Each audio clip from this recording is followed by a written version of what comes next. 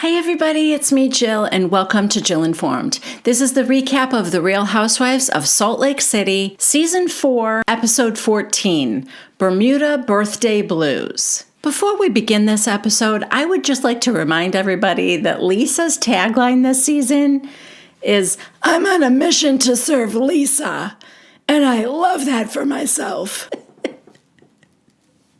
It's just... Sorry, God. She's on a mission to serve herself. Maybe if you weren't so busy opening elevator doors for Erica Jane, Lisa would be on a mission to serve you. More likely, Lisa is just thinking, look, I gave birth to somebody who is on a mission to serve you for 2 years, so that's my contribution. All right, anyway, it is the next morning, day 2 in Bermuda, and Bravo is showing us the view from everybody's room. We see Monica's view, Heather's view, Lisa's view, Whitney's view, and Meredith's view.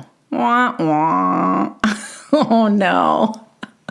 Is it not bad enough that this girl doesn't have a bathtub? No, hey, I would be happy in that room. I see palm trees, I can see the water. I'm good. I am happy. It's not like anybody is really hanging out in their room at all anyway. So now Heather is like on one of the balconies somewhere. Heather is setting up like streamers and balloons and stuff for breakfast because today is Monica's 39th birthday. Now we see Angie and Meredith joining her and they're helping to set things up. And of course the conversation turns to the night before and how Whitney told Heather to shut the f*** up. And Meredith goes, well, that was uncalled for. I don't believe speaking that way in general anyway. That's just my personal view. And of course, Bravo gives us a flashback to Meredith speaking that way about Angie in Palm Springs. Now, like, Heather and Meredith are just kind of talking over each other. And Heather's like, I can't believe we're talking about the ups and downs of, like, Whitney being petty. And here comes Whitney. Hi. Everyone gets quiet. I think Heather said, did you hear us say your name? We're talking about you. And she did. So Heather tells her, well, I was just, saying about how you spoke to me. And Whitney does apologize for that. And they hug. But as I said before, and then actually later I thought I might be wrong, but now I'm back to the way I felt at the beginning of the season. Whitney, I don't think truly likes Heather. Or there's just some residual anger from last season or whenever that was with the Lisa performing sexual favors for the jazz tickets. Was that last season or the year before? Anyway, whatever. That just feels like that was like the downfall for Whitney and Heather. And I don't think we ever truly recovered from that with these two. Anyway, everyone's down there now. And then finally Monica comes and she's just very touched that the ladies would have decorated like that for her and that they're, giving her this beautiful birthday breakfast. She says it's the nicest birthday she's ever had. Anyway, later they are all going jet skiing together in the ocean. But before that, she tells everyone that she is going to be spending some time with her family that lives there in Bermuda. She's like, do you guys know I haven't seen them in 30 years? And I'm thinking, are they even going to know who she is? She was 9 years old the last time they saw her. I hope she calls first. Anyway, we learn that 2 weeks prior, Monica and her mother, Linda, were supposed to have therapy together. Now, if you remember, Linda was begging Monica to go to therapy with her. Remember that whole, please, we need to talk to someone together. We need to break the cycle. And Monica was very hesitant. She said that I've been down this road before with my mom. It did not work. She thinks that the therapist is just going to tell her how horrible I am or whatever. So she was very reluctant. But apparently she agreed to do it because 2 weeks ago they were supposed to have a therapy session together and Linda never showed up.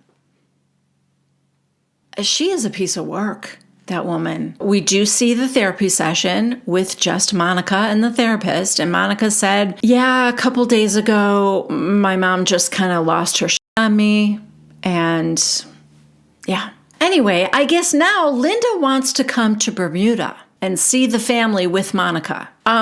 She doesn't say this, but it's making me wonder, well, I told you Monica wants to be the sixth housewife or the seventh housewife or whatever. I still kind of believe that. I think she loves the spotlight, even though she's coming off really, really poorly. But I do think she kind of loves being in the spotlight. I'm now wondering if she wanted a free trip to Bermuda. And, Bravo said no, just Housewives. I don't know. I'm just wondering if she was trying to weasel in a free trip by saying, well, I want to see the family there too. Unclear, but in any case, she's not there. And Monica tells the ladies that after they do the jet skiing and come back to their rooms, they'll have some downtime while she goes and visits her family. And then they're going to get in their Bermudian pirate wench costumes for dinner. And we all know how much Lisa loves a costume. So Lisa said, well, my feelings about dressing up, but I did buy some big, pirate hoop earrings, so that'll be my contribution. And Heather goes, full naked and just big hoop earrings. Nipple covers, I'm assuming. Everyone's laughing. It is kind of fun and easy. It's sort of a nice breakfast. Everyone's getting along and, they're just being funny and laughing at each other. And then Heather feels the need to poke the bear by adding, Whitney's having such a good effect on you, Lisa. I'm really proud of you. Heather, why? Why did you have to do that? I don't know. I guess the feeling's mutual. Heather and Whitney both have a lot of resentment toward one another still. I don't know. Something is just below the surface. I feel like they can be polite to each other, but they're just never going to be as close. And they're cousins. So it's sad that they're family and they still can't get it together. Conversely, Monica and Lisa seem to really be on the road of mending their friendship. After Whitney's Prism event, I never would have thought that. But after breakfast, Monica asks Lisa to come to her room and she asks her if she will go with her to visit her family because she's a little bit nervous about it. It's been so long and Lisa's like, of course, I'm honored to be invited. I'd love to meet your family. And then Monica also tells Lisa that Meredith thinks that Angie's in the Greek mafia. Anne started talking about her financial situation. Meanwhile, Bravo is showing Angie struggling to get into a swan pool float. In her Greek bikini, of course. Monica tells Lisa that, they had lunch together, her and Meredith. And after that is when she told her Angie might be in the Greek mafia. And then Monica started to get DMs about Angie, legal documents and Sean's bankruptcy. They owe $170,000 to the IRS. Stuff like that. Well, no wonder she invoiced Jen Shaw for Coach's birthday party then. Sounds like they might not have a lot of cash to spare. So Lisa's just listening to her tell the story.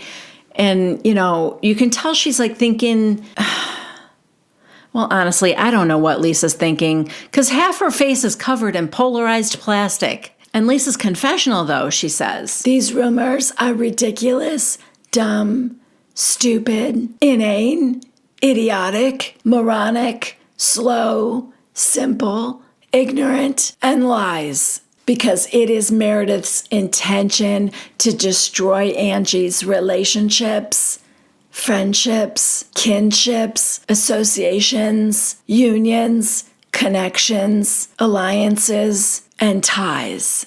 Side note, did I need to consult a thesaurus for that last bit? Perhaps. Allegedly.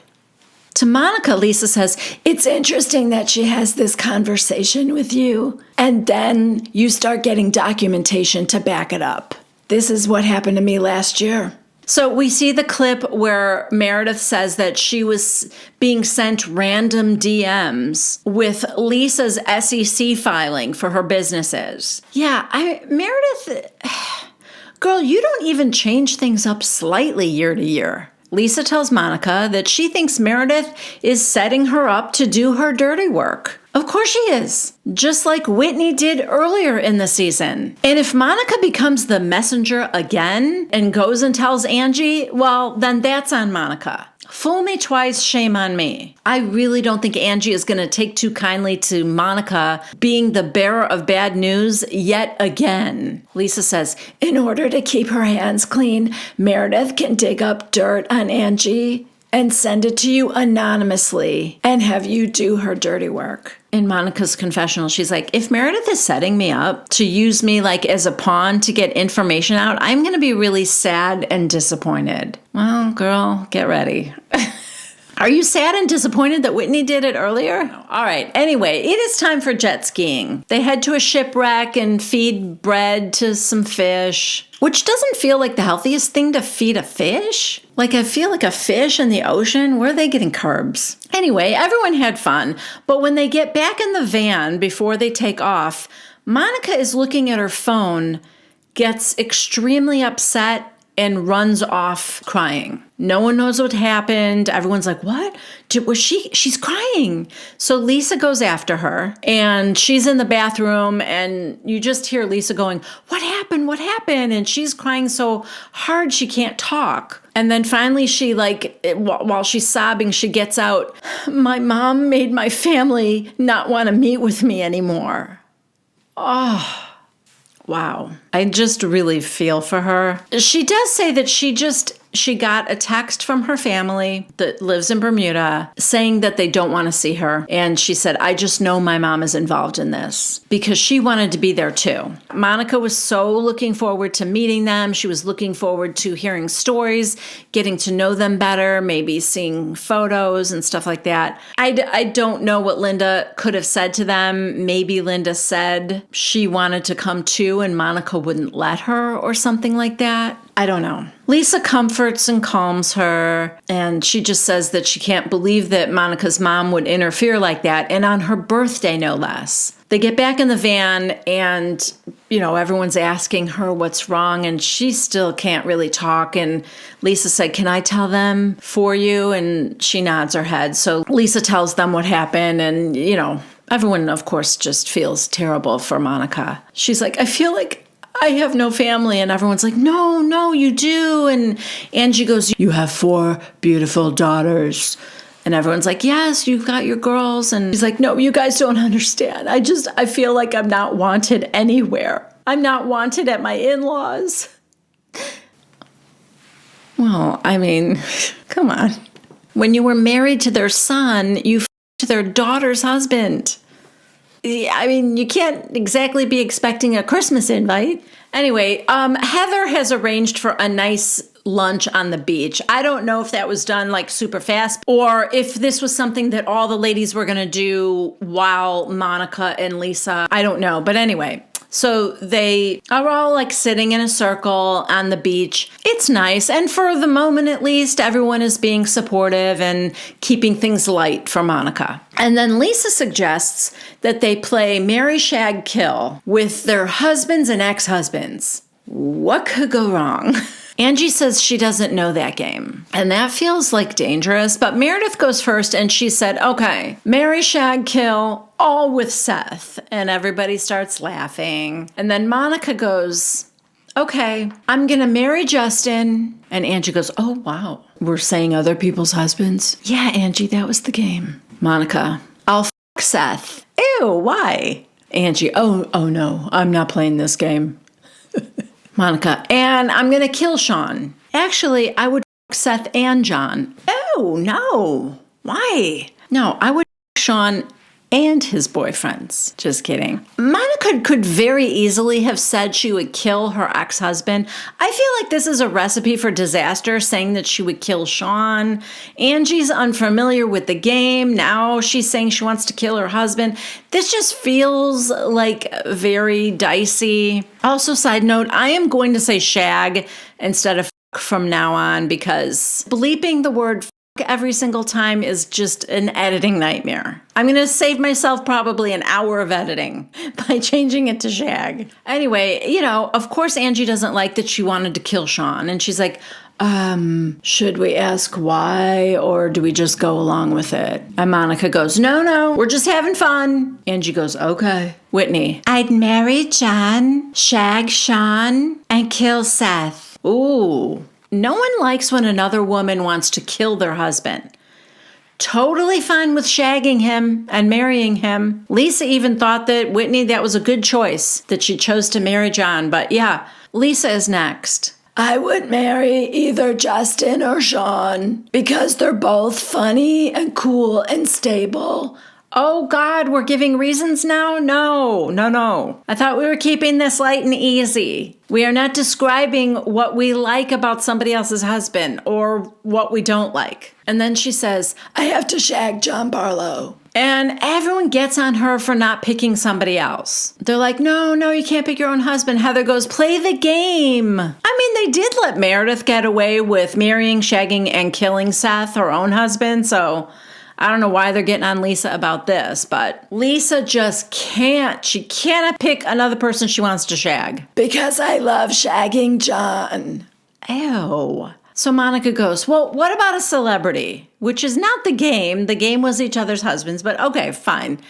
What about a celebrity? And you guys, when I tell you her answer was immediate, I mean, it was as if this was scripted. I'm going to do it like in real time how it went. First, I'm going to be Monica, and then, of course, Lisa. Okay, well, what about a celebrity? Idris Elba. I mean, okay. In Heather's confessional, she goes, Lisa, let John's body get cold before you jump on top of Idris Elba's. Oh, God. I mean, look, good choice, but it was comical how quickly she answered that. He must be her hall pass, I bet. So Angie would marry Justin, kill Monica's ex-husband. Monica's like, thank you. And yeah, why didn't anybody else say ex-husbands? And shag her own husband. Or Idris Elba, because she will not pick anybody else either. And then finally, Heather says that she will marry, shag, and kill Seth. She says, first I'll marry him, then I'll shag him, and then I'll kill him and take all his money. Meredith thought it was funny. So Meredith moves over to sit next to Whitney, and Lisa tells Angie that she'd like to go for a walk. Come take a walk with me. Uh-oh. Yeah. So, of course, Lisa tells Angie what Monica told her earlier, that Meredith basically thinks that you're in the Greek mafia. And Angie looks shocked. Well, I think she's shocked. I can't really tell because her face is covered by a Versace windshield. But I assume she's shocked. Because, I mean, wouldn't you at least have to be Greek?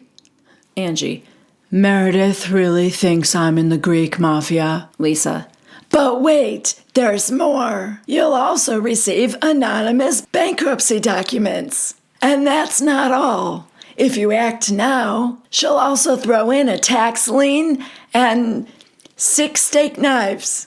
And then, of course, she tells her, about the DMs that Monica's been getting, and Lisa tells her, I told Monica, that's Meredith DMing you. Lisa reminds her that that's exactly what Meredith did to her last year with her SEC filing. And Angie goes, if she wants to keep coming for me, digging things up about me, she's in for a lifetime commitment. Huh? You mean because there's so much to uncover? What do you mean she's in for a lifetime commitment? There's that much stuff to dig up. No, I mean, was that supposed to be a threat? Maybe she should be in the Greek mafia. They could teach her a thing or two about threatening people. Maybe Meredith would find a Pegasus head in her bed. And before you ask, did I have to quickly stop and Google Greek mythology before making that joke? I will neither confirm nor deny. Anyway, Angie is sick of it, and like the badass gangster that she is, she calls Meredith a phony baloney. That'll teach her. Okay, so back at the house, while Whitney is at the beach reading Bad Mormon, Angie knocks on Monica's door, and she said, I hate to bring this up to you, especially on your birthday, but I just want you to know that Lisa told me what you shared with her this morning. And Monica goes, are you mad that I told Lisa? No, not at all. I just want to hear directly from the horse's mouth. And Monica goes, okay, so something that I didn't tell Lisa, because it didn't really dawn on me until after we spoke, was that I would never have even known about the DMs if Meredith didn't call me and tell me to check my DMs. She's like, I would never even looked. And Angie goes, I love the little breadcrumbs she left for you. She should be telling me rather than getting you to do her dirty work. So Monica thinks that Angie and Meredith need to kind of have it out.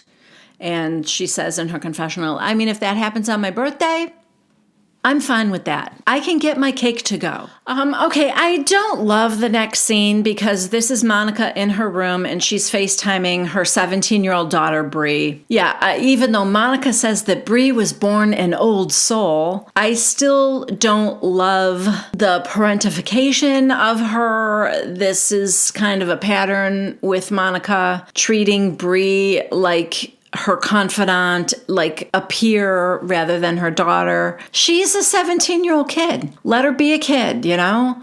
Monica tells her that Vovo got involved and now the family in Bermuda doesn't want to meet with her. In fact, they're ghosting her now. They're not even returning her texts or calls. And Bree's like, what could Vovo have said to them? Monica's like, I have no idea. Yeah, like I said, I just think she might have told them that she wanted to come and see them and Monica wouldn't let her. Anyway, Bree is comforting Monica and saying, just know that it isn't anything you did and whatever came from Vovo is no reflection on you, Mom. And I'm sorry, because that's terrible. So yeah, she's very comforting to Monica. And also she's doing all this while she's in the car waiting to pick up her little sister from school. So she's just this very responsible, very mature 17-year-old who I hope is being allowed to be a teenager, All right, guys, it is time for pirate glam and heading to dinner. As promised, Lisa is just doing gold hoops,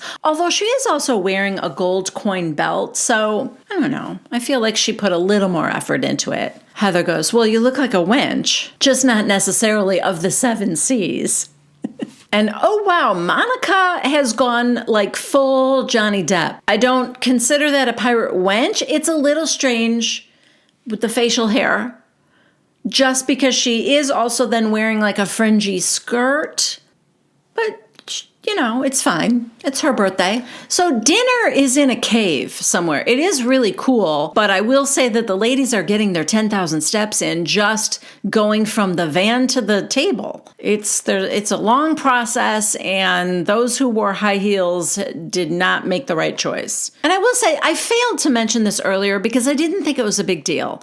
But in the van, when they were heading to, I think, the jet skiing, Heather was talking about her daughter, Ashley, and she had spoken to her and that she's just living her best life and all that.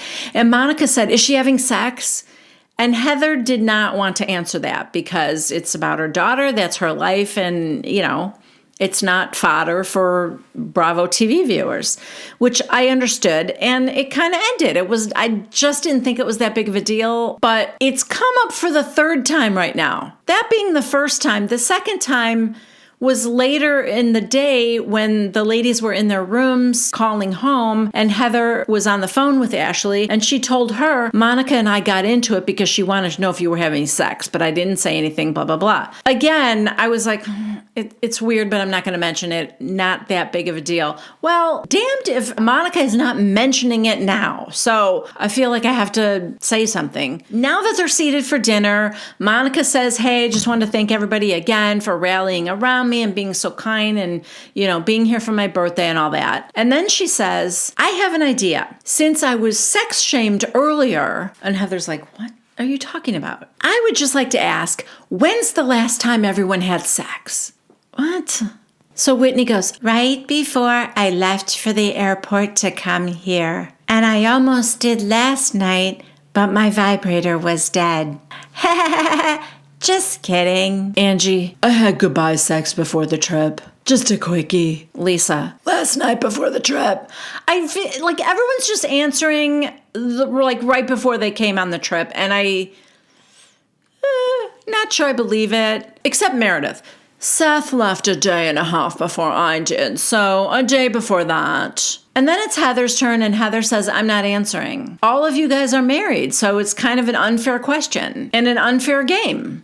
It's not really a game, though, is it? First of all, I'm telling you Heather's annoyed because of how Monica started this question by saying I was sex shamed on the bus earlier. So already Heather's like irritated. She's like, look, I'm the only one here that's single. I'm not in a marriage, and it's not about sex shaming. But it's shitty that you would act like I'm ashamed of it when I'm just trying to live my life and not be exposed. Like, I'm the only single person here. And Monica goes, no, you're not. And Heather goes, you're married. Monica, I'm going through a divorce. And I would be divorced if my ex would just sign the papers. So Heather goes, you think you're as single as I am? And Monica goes, yeah, I do. If I want to shag someone right now, I'll shag them right now. That's as single as it gets. Again, she didn't say shag. Saving time and editing, people. So Heather goes, shut the shag up.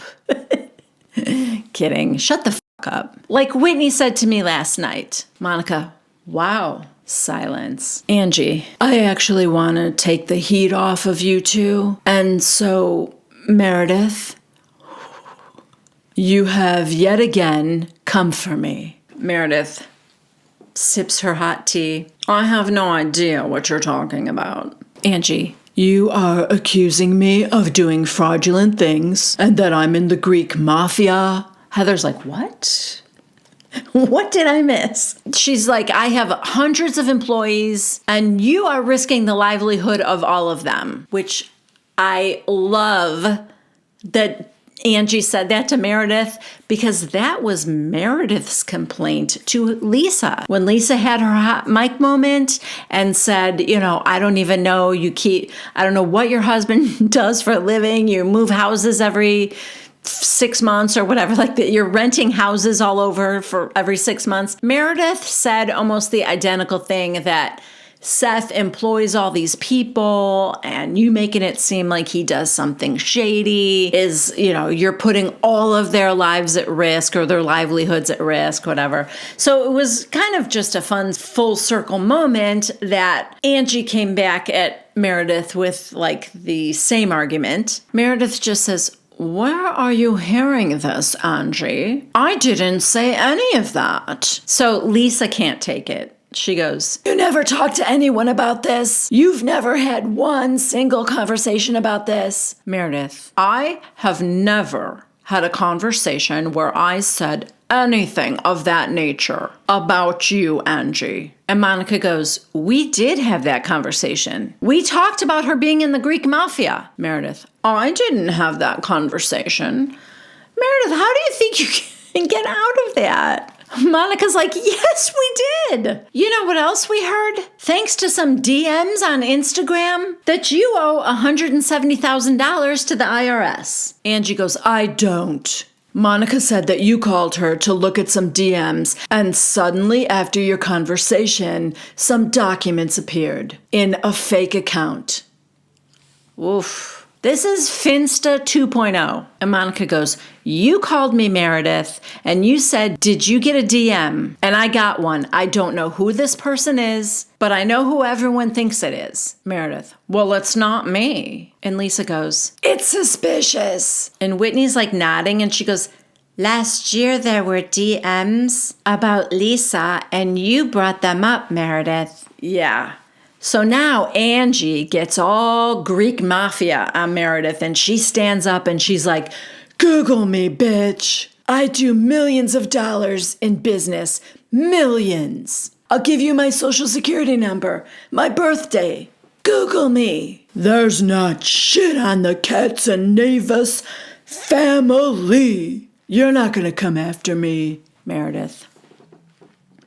Sips her tea. I didn't say that there is. Lisa, you're lying about this. You sent her the DMs about Angie. Meredith, I have not done that. And Lisa's like, Meredith, it's done. You're done. I'm so sick of this. I'm done with you. Done with you doing mean to all of us. You did it to Mary. You did it to Jen. You said before Jen even got arrested, she's going to have a RICO case. She's going to have a racketeering case. What's going to come out next about me? Say it now, because I don't want DMs coming out to Monica and Heather and Angie and Whitney. And Meredith's like, okay, Lisa. And Lisa's just like, the calmer Meredith gets, the more incensed Lisa gets. And she's just like, you need to stop doing this. I am livid. Then she just casually asks the waiter for bread by calling him the wrong name. Crossman, can we get some bread and butter here? And Angie's like, if you admit it, maybe we can move on. And Lisa tells her that she thinks that Meredith looked at Monica the way she used to look at Whitney and said to herself, hey, I can use her as a vehicle to like get this out there. And Meredith goes, do you guys really think I have the time to sit around and do Whitney? Yes, because I did it for you last year. Meredith, oh my God. So Lisa is like, I can't deal with the lies anymore. And I'm going to tell you right now, if there is one more DM, I'm going to get my cybersecurity team on it. They will go the distance with this. Although actually, that's exactly what we need, right?